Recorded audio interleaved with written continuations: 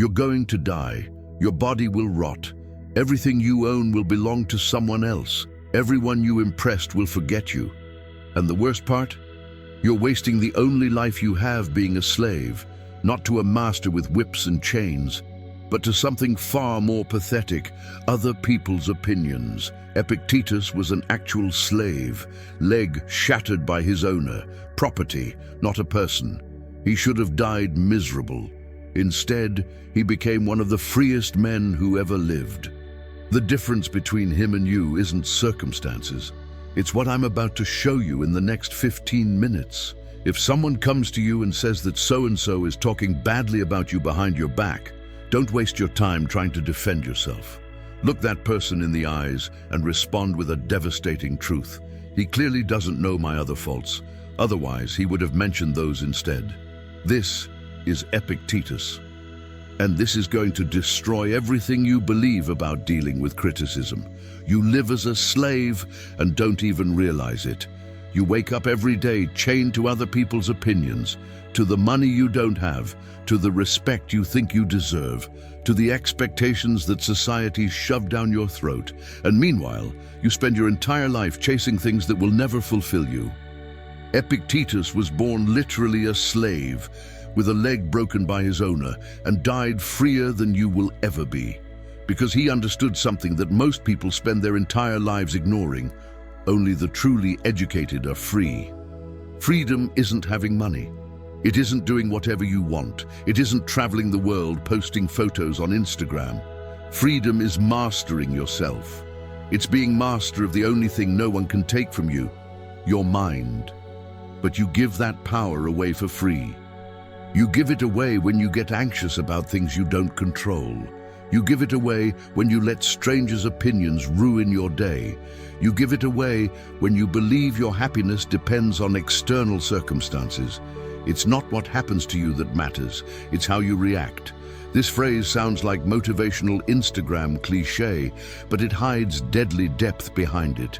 Someone betrays you, you lose your job, your business fails, the person you love abandons you. None of this destroys you. What destroys you is the story you tell about these events, the narrative you construct, the meaning you choose to give. Men are not disturbed by things, but by the views they take of them. Think about this. Two people lose everything. One destroys themselves, sinks into depression, gives up on life. The other rebuilds from scratch, stronger, wiser, same situation, opposite reactions. The difference isn't in what happened. The difference is in perception, interpretation, the meaning attributed. You have 2 ears and 1 mouth. This isn't a biological accident, it's intentional design, so you listen twice as much as you speak. But you do the opposite. You talk non-stop, defend yourself, justify yourself, try to convince everyone you're right, that you're important, that you deserve attention. And in doing so, you lose the chance to learn, to grow, to truly understand the world around you. First, say to yourself what you want to be. Then do what you have to do to get there. Simple as that. But you complicate it. You keep dreaming about impossible versions of yourself while not lifting a finger to become who you should be. Want to be a writer, but don't write. Want to be an entrepreneur, but don't start businesses. Want to be healthy, but don't change a single habit. The distance between who you are and who you want to be is measured only by the actions you're not taking. Wealth consists not in having great possessions, but in having few wants. This completely destroys the logic of the modern world. You were programmed to want more, always more. More money, more status, more likes, more recognition, more things. And the more you have, the emptier you feel, because true wealth is in not needing any of this, in looking at your life and feeling it's already enough, that you're already enough. If you want to improve, be content to be thought foolish and stupid. This one's brutal. To truly grow, you need to be willing to look dumb, to ask obvious questions, to admit ignorance, to start from zero in areas where everyone else is already ahead. But your ego, won't allow it. You'd rather pretend you know, that you understand, that you're in control. And in doing so, you remain stagnant, trapped in the illusion of knowledge. No man is free who is not master of himself. You think you're free because you can choose which series to watch, which restaurant to order from, which clothes to buy, but you're a slave to your impulses. Slave to procrastination, slave to anger, slave to fear, slave to others' opinions, slave to your vices. Real freedom is being able to choose your response in any situation. It's having total control over your reactions, your thoughts, your emotions. And here's something that can change everything for you right now. If you want to go deeper into this wisdom, if you want to truly understand the Stoics in a way that transforms your life, search for wisdom of the Stoics.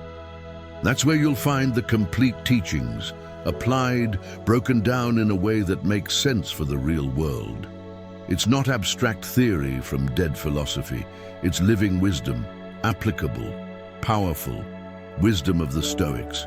You can pause the video now and search for it, or continue here and search later. But search. There is only one way to happiness, to cease worrying about things which are beyond the power of your will. Read that again. There is only one way, not 3, not 10, 1. And what is it? Stop worrying about what you don't control. You don't control what others think of you. Don't control the market. Don't control the weather. Don't control if it'll rain on your wedding day. Don't control if they'll promote you. Don't control 99% of the things that cause you anxiety. The wise man does not grieve for the things he has not, but rejoices for those he has. Gratitude is the most powerful weapon against suffering. But you were conditioned to look only at what's missing, at the body you don't have, at the money you didn't make, at the relationship that didn't work out, at the opportunity you lost. Meanwhile, you completely ignore everything you already possess: health, time, freedom, people who love you, the ability to choose your next steps. The key is to keep company only with people who uplift you, whose presence calls forth your best. The people around you aren't neutral, they contaminate you. Their views, their attitudes, their problems, their complaints, their fears, all of this infiltrates your mind without you realizing it. You become the average of the 5 people you spend the most time with. If those people are negative, complain all the time, live as victims, you'll absorb that. If they're ambitious, disciplined, focused on growth, you'll absorb that too. He who laughs at himself never runs out of things to laugh at. Take your life seriously. But don't take yourself so seriously. The ability to laugh at your own mistakes, your own failures, your own contradictions is a sign of maturity. It's a sign that you understand you're human, imperfect, and that's okay. The fragile ego can't handle being ridiculed. The mature ego uses ridicule as fuel for growth. Circumstances don't make the man, they only reveal him to himself. You think you'll behave nobly when pressure comes, that you'll be courageous, with integrity, resilient. But the truth is, you don't know who you are until you're tested. Crisis doesn't create character, it reveals it. You only discover who you really are when everything falls apart, when you lose everything, when you're betrayed, when you fail publicly. That's where the mask falls and the real you appears.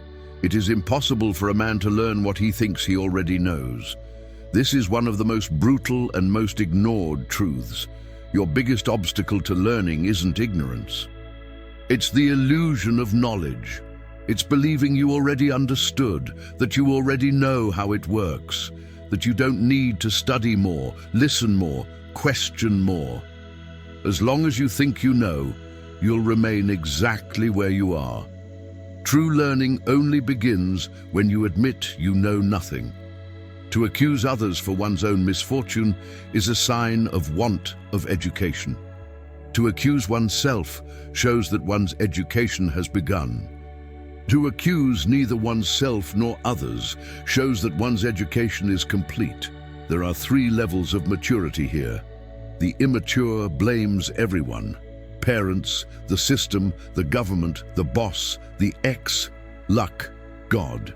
The one starting to mature takes responsibility but falls into the trap of destructive self-blame.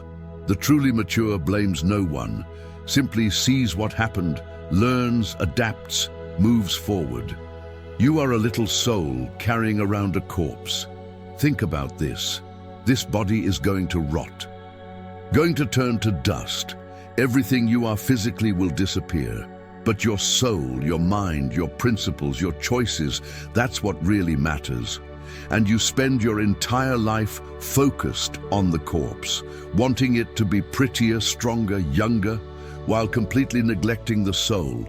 First, learn the meaning of what you say, then speak. You talk without thinking, without understanding, without having clarity about your own words. And this creates confusion, conflict, misunderstandings. Master your words. Know exactly what you want to say before you open your mouth. Think twice, speak once. And if you're not sure what you're talking about, stay silent. Attach yourself to what is spiritually superior, regardless of what other people think or do. Hold to your true aspirations no matter what is going on around you. You live surrounded by mediocrity, by people who gave up on their dreams, who accepted small lives, who ridicule anyone trying something greater. And you let yourself be influenced. You lower your aspirations to fit in, to not seem arrogant, to not be judged. But your soul dies a little every time you do this. The greater the difficulty, the more glory in surmounting it. Skillful pilots gain their reputation from storms and tempests. You want to grow, but pray that everything will be easy, that there won't be obstacles, that the path will be smooth. But it's exactly the opposite. It's in difficulty that you're forged. It's in the storm that you discover your true capacity. It's in crisis that you become who you should be. Seek not the good in external things. Seek it in yourselves. Everything you seek outside is actually inside. The peace you look for in travels is in your mind. The happiness you seek in relationships is in your capacity to love yourself. The fulfillment you want in external achievements is in alignment with your internal values. Stop looking outside for what can only be found within. Don't wish to have events happen as you wish, but wish them to happen as they do happen, and all will be well with you. This sounds like resignation, but it's not. It's the difference between fighting reality and working with it. You don't control if it'll rain, but you control whether you bring an umbrella. Don't control if they'll reject you, but you control how you prepare and how you react. Accepting reality isn't giving up. It's stopping wasting energy fighting what you can't change. A ship should not ride on a single anchor. No life on a single hope. You put all your eggs in one basket. All your happiness depends on that relationship, or that job, or that goal. And when it fails, you completely collapse. Diversify your sources of meaning. Have multiple anchors, multiple purposes, multiple reasons to continue. Know first who you are, and then adorn yourself accordingly. If you would be a reader, read. If a writer, write. Seems obvious, but you do the opposite. Want to be called an entrepreneur without entrepreneuring. Want to be respected as an athlete without training. Want the identity without the actions that build it. Decide who you want to be, and then act consistently according to that identity every day. Without exception, events do not just happen, but arrive by appointment. Nothing in your life is accidental.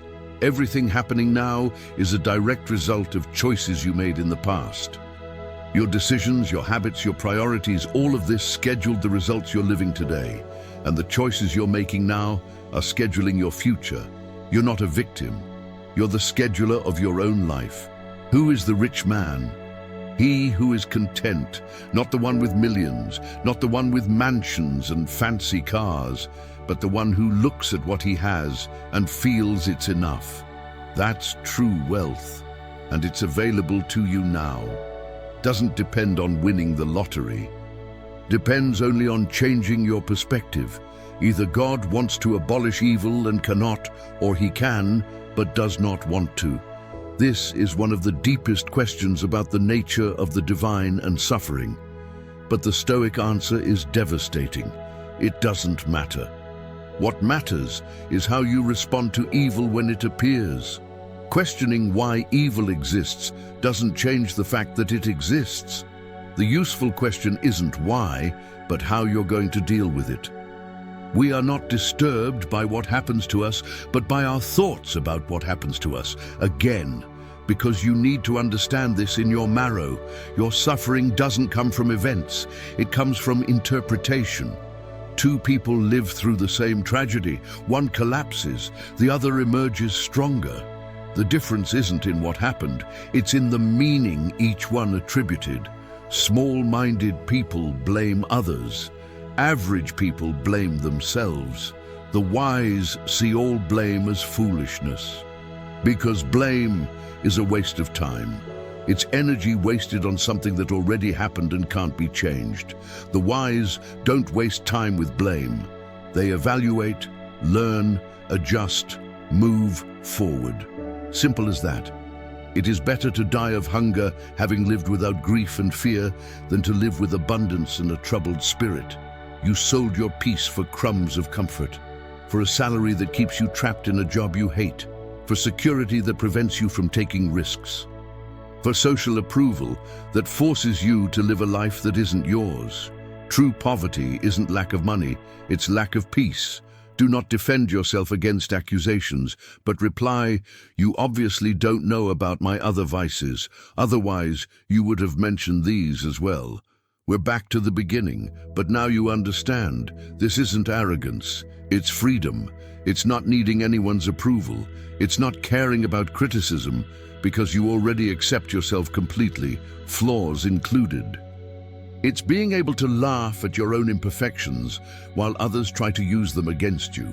The essence of philosophy is that a man should so live that his happiness shall depend as little as possible on external things. Read that again. As little as possible. Not zero because you live in the real world, but as little as possible. Every external dependency is a vulnerability. Every time your happiness depends on something you don't control, you become hostage. True strength is in building internal happiness, unshakable, independent of circumstances. If you would cure anger, do not feed it. Say to yourself, "I used to be angry every day, then every other day, now only every third or fourth day." And when you reach that day without anger, offer sacrifices of thanksgiving. Anger is a habit. And like every habit, it can be broken, not all at once, but gradually. Celebrate progress. Every day without anger is a victory. Any person capable of angering you becomes your master. He can anger you only when you permit yourself to be disturbed by him. Think about the power you give away for free. Anyone can control your emotional state. Any stranger on the internet can ruin your day. Any comment can knock you off balance. You're an emotional puppet, and everyone around you holds the strings. Only the educated are free. Education isn't a diploma, isn't quantity of books read. Education is mastery over yourself. It's deep understanding of how your mind works, its ability to choose your responses, its applied wisdom. And in that sense, most people, even with degrees from elite universities, are completely ignorant. You carry within yourself all the tools necessary for an extraordinary life. You just need to stop looking outside, stop waiting for someone to save you, stop blaming circumstances, stop victimizing yourself, and start taking total control over the only thing you can really control, yourself. Epictetus was born a slave and died free. You were born free and live as a slave. The difference isn't in circumstances, it's in choices. And you still have time to choose differently, to wake up, to take control, to become master of yourself. The question is, will you? And if your answer is yes, if you're truly ready to walk this path, then you need to go deeper. Everything you just heard is only the surface. The real transformation happens when you commit to studying these principles daily, when you internalize them, when you live them. That's exactly what Wisdom of the Stoics is built for. It's not just another philosophy channel, it's a complete system for mastering yourself and your life through Stoic wisdom. Search for Wisdom of the Stoics right now, subscribe. Start your transformation today, because knowing these truths changes nothing. Applying them changes everything. The choice, as always, is yours.